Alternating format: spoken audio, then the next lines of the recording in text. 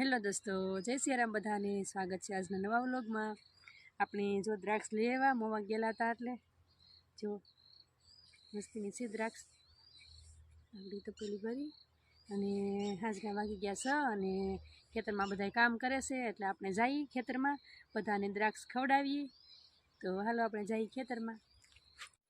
તો આપણે તો વાડી હાલા જઈએ ને ખાતા જઈએ દ્રાક્ષ, એટલે ટાઈમ પાસ થતો જાય ને રસ્તો ઘડીકમાં ઉકલી જાય એમ। અને આ વાડીમાં આપણને સાંજનો ટાઈમ અને સવારના ટાઈમમાં બહુ મજા આવે। બેનું એ ઘઉં તો ઉડાડી નાખ્યા, કેટલા વાઢી નાખ્યા તો કેટલો મસ્તી ના ખરખી હારું બધી કેટલી મસ્તી લાગે। જો નાના નાના પાથરા એ ખરખા ને કેટલી મસ્તીનું લાગે, જોરદાર ને બધી। બોરડી પણ અમારા ખેતરમાં બહુ જ થાય, જો ને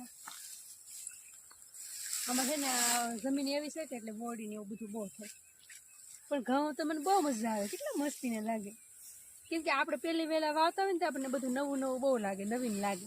દ્રાક્ષ ખાયા હોય તમે, કોરો ખાઈ લો ને હું તમારે પાકનું વાટું જાઉં, હાલો લાવો દાંતડું। છેલ્લે વાઢવા આવી હવે શું આપણે જો હવે તો ઘઉં વાઢી નાખવાના છે આપણે વાડીમાં પેલા વહેલા। હા એટલે તારા જ વારો છે હવે, એટલા પીડાઈ તારા આપણને ખેતરનું કામ બધું ફાવે જ છે, પણ બહુ એટલું બધું ન થાય, એમ થાય પણ થોડુંક છે।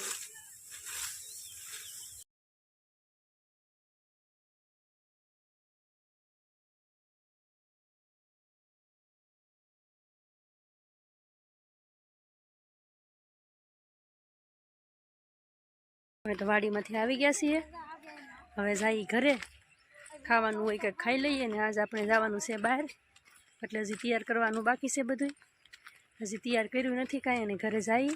હજી તો મોવા એક કામ હતું એ કામ પતાવી ગયા, પતાવીને આવ્યા જ છીએ।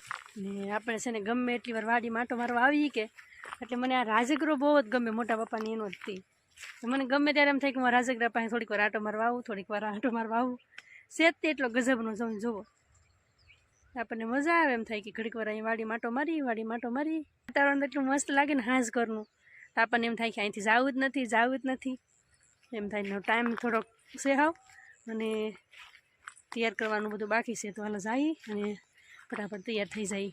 આપણે તો ગામમાં આવી ગયા છીએ અને હવે કટિંગ કરવાનું છે। જો આ ડ્રેસ પડ્યો એ કટિંગ કરવાનો છે, કટિંગ કરી પછી મળીએ સીવવા। અને થોડીક ભૂખ લાગી એટલે પહેલાં તો નાસ્તો કરવો, સવારમાં કાંઈ જમવાનું ભાવ્યું નહોતું એટલે થોડોક નાસ્તો કરી લઈએ ને પછી સીવવાનું શરૂ કરી। નાસ્તામાં આપણે લીધા છે વટાણા, જો વટાણા છે અને કાબુલી ચણા છે, અને એની હારે બીજું છે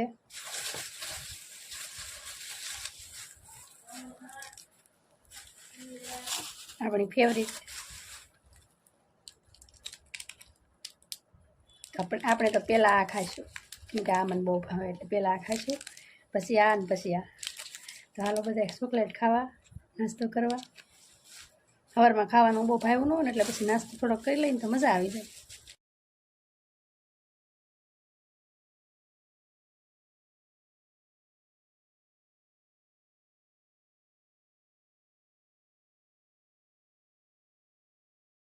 હાલો નાસ્તો કરવા। તો થઈ ગયા છે બપોર ને હવે થોડુંક જમી લઈએ બપોરનું। આખો દિવસ સીવતા હોય ને એટલે આમ થોડુંક મોઢું ને એવું ધોઈ નાખીને તો ફ્રેશ થઈ જાય। તો હાલો જમવા બધા। જમવામાં બાજરાના રોટલા છે, વાલોળનું શાક છે